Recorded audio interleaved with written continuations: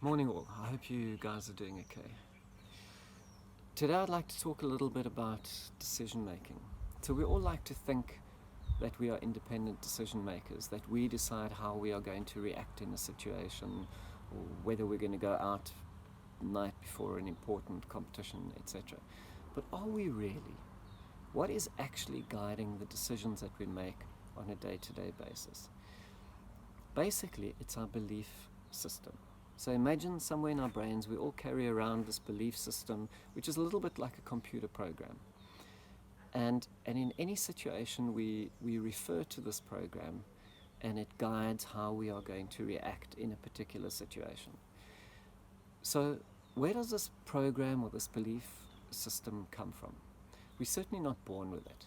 Basically, it comes from the past.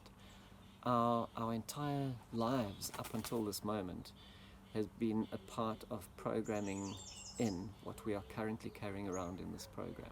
Our upbringing, cultural factors, things people have said to us, maybe teachers at school when we were younger, or coaches, or friends certainly play a big role as well in shaping what we've come to believe. So is it then really independent decision making? Consider even, for example, when you rebel. So if you on principle rebel against authority for whatever reason, and you've developed a habit of that. So because the person in authority says this, you do that. Who's actually in control there? Surely you are being controlled by what that person did. It's a bit like if you get punched in the sports field and you automatically react and punch the other person back. You've actually lost the psychological battle. They are controlling you. Because of what they did, it triggered an automatic reaction in you. They are in control. So what is the alternative to making decisions based on the past? Bottom line, you want to make decisions based on the future. What does that mean? It means you need to be clear. You need to really sit down and think about how do you want to be in future. And I don't mean what car you want to drive or what tournament you want to win. I'm talking about how will you be conducting yourself, the controllable things.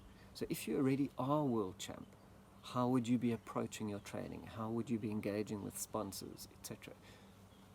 The key thing is to start behaving now as if you already were that person. So that's being guided by the future.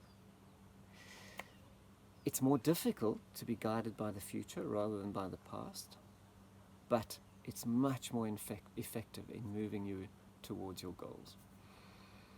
Finally, there are two quotations which spring to mind, which I think really summarize these principles quite well.